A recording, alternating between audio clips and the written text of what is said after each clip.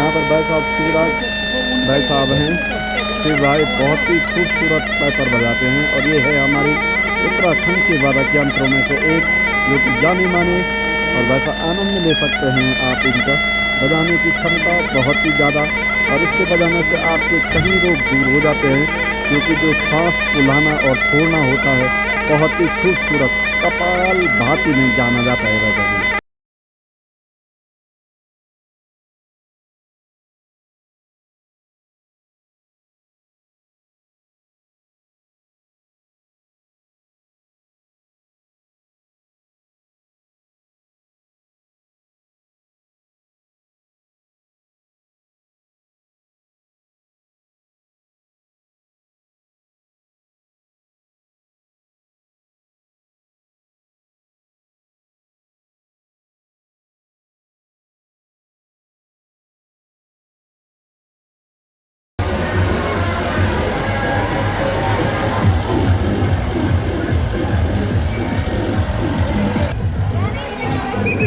नाक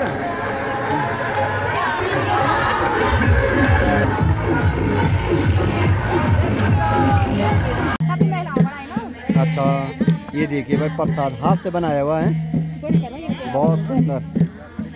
आप देख सकते हैं दोस्तों यहाँ पर प्रसाद, जो कि महाप्रसाद हाथ से बनाया हुआ है महिलाओं के द्वारा सुंदर तरीके से।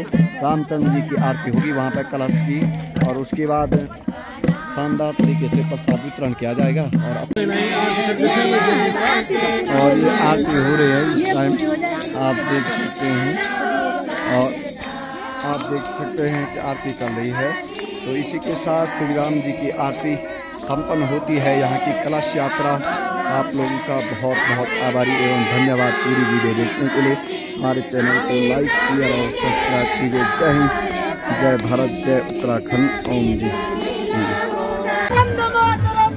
बहुत ही खूबसूरत नारे हैं, बहुत जबरदस्त, बहुत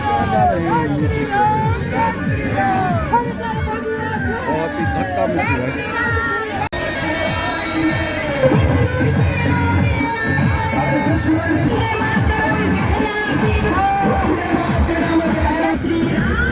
ये देखिए भाई साहब, जय श्री राम, जय श्री राम।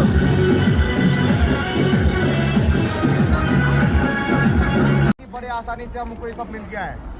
प्रभु श्री राम का मंदिर बन गया है, ऐसा नहीं है। 450 वर्षों बाद, लंबे संघर्ष के बाद ये मिला है। हमको तो लगता है कि आज भीड़ इकट्ठी हो गई होगा कार्यक्रम, लेकिन भाई साहब भरत सिंह सजवान के उस अभियान में रहे, और 6 दिसंबर 1992 में आप अयोध्या गए थे उत्तराखंड की तरफ से। 29 लोग आज तक पहुँचे। देखेंगे कि कैसे कैसे हुआ, क्योंकि इनका अनुभव हमसे ज़्यादा है।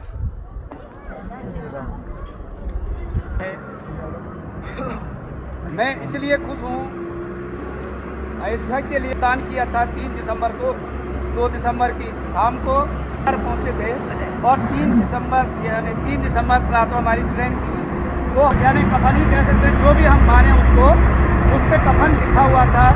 एक हमारे माथे पर बंधा हुआ था, और राम नाम का दुपट्टा हमारे गले में रखा हुआ था। और हम अयोध्या के लिए हम बाई ट्रेन वहाँ से गए थे, कोटद्वार से हम गए थे। और हमारे उस समय सांसद जी थे भुवन चंद खनुड़ी जी, उन्होंने फैजाबाद में, अयोध्या का फैजाबाद जनसंघ था, वहाँ पर हमको रिसीव किया।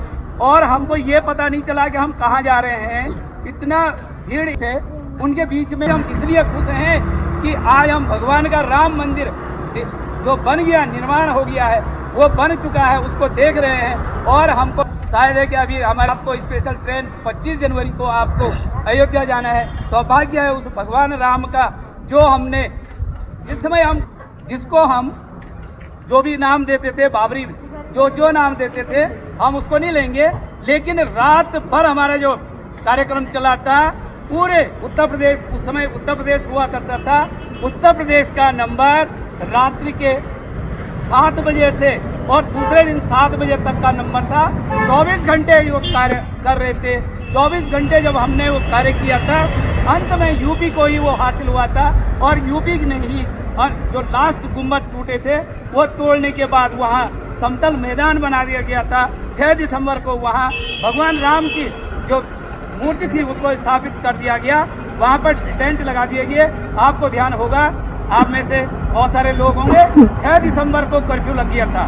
कल्याण सिंह जी की सरकार थी, वहाँ जितने भी स्वयं सेवक थे, यानी जो पुलिस वाले बोले या जो भी थे, सब के सब उन्होंने अपने हथियार छोड़ दिए थे उसके बाद। और भगवान राम के कार्य में हमको इतना आनंदित हुआ कि हमको ये पता नहीं चला कि 24 घंटे का समय कब बीत चुका है। 7 बजे हम गए थे, सुबह शाम के 7 बजे तक हमें ये पता नहीं रहा कि ये, और जब बन करके तैयार हो गया तो 7 दिसंबर को हम वहाँ से वापस अपने जनपद, उस समय में पौड़ी में था, आचार्य था, उस समय में पौड़ी, और पौड़ी के लिए आगे कर्फ्यू लगा हुआ था बहुत ज़बरदस्त। लेकिन हमारे मन में इतना उत्संग, यानी जिसको हम कहते हैं खुशियाँ थी कि हम आज जो है राम का कार्य पूरा करके आए हैं। और भगवान राम का मुझे इसलिए बहुत प्रसन्नता है, मैं बहुत झूम रहा था, इसलिए झूम रहा था कि हो सकता है कि उस दिन जिस प्रकार 91 में वहाँ असंख्य लोग मारे गए थे, हमको भी यही आशा थी कि वापस आए या ना आए, लेकिन हम भगवान राम का काम पूरा करके वापस आए और वहाँ पे भगवान राम को स्थापित करके आज हम उसको देखना चाहते हैं। हमें बहुत प्रसन्नता है कि हमारे पूरे भारतवर्ष में सनातन का झंडा लहराएगा।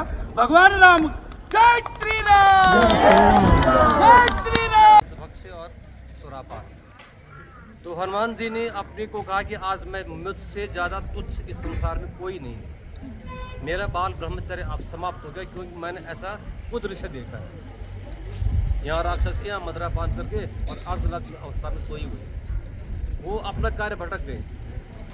वो ये भूल गए कि मैं यहाँ सीता जी की खोज के लिए आया था, और वो चिंतन में डूब गए, परेशान हो गए। तो देखो भगवान सबके अंदर है, यत्र तत्र सर्वत्र है भगवान, ईशावाशमिदं यत्किंच सर्वत्र जगत्याम जगत्। भगवान उसके मानस पटल पर प्रकट हुए और भगवान ने कहा कि हे हनुमान, तू विचलित क्यों हो रहा है? तेरा ब्रह्मचर्य धर्म नष्ट नहीं हुआ, क्योंकि तू वहाँ उनके नग्न शरीर देखने के उद्देश्य से नहीं गया, तेरा उद्देश्य सीता की खोज करना। आप इस विचार से बाहर आइए और सीता की खोज कीजिए, तुम्हें कोई पाप नहीं लगेगा। वो तो राक्षसियाँ हैं, मदिरा पान करते रहती, करने दो। आप तो बाल ब्रह्मचारी हैं और मेरे परम भक्त हैं, आप केवल अपने लक्ष्य को देखिए। तो ठीक ऐसे ही आप लोगों को कुछ भटकाने वाले मिलेंगे, कुछ राक्षस आपको भी मिलेंगे कि क्या रखा वहाँ, ये उनको उनका क्या जा रहा है, उनका काम धाम में कुछ है नहीं। होते हैं ऐसे लोग, हमारे गाँव वालों को भटकाए किसी ने, वो बच्चे तैयार हो रहे थे, किसी ने करें। तो ये राक्षस परोक्ष और अपरोक्ष रूप में तब भी थे और आज भी है, उल्टा काम करने वाले लोग आज भी हैं, ठीक है ना। तो आप राम नाम के निमित्त हनुमान बन करके जब इस कार्य को करेंगे, राम काम के उस निमित्त जो भी आपको दायित्व दिया जाता है, जो भी स्वेच्छा से आप करना चाहते हैं, उसको सहज निभाइए। और ये सोच के मत कीजिए कि हम ये काम करेंगे तो हमें कुछ मिलेगा, ईश्वर हमें आशीर्वाद देंगे। वो बोलने की आवश्यकता नहीं है, दे ही देंगे आपको, सदा ही दे देंगे। तो मेरा कहने का मतलब ये है कि इस कार्य को करने में अगर कोई भड़काई आपको, कोई कहीं रुकावटें आ जाए, तो आप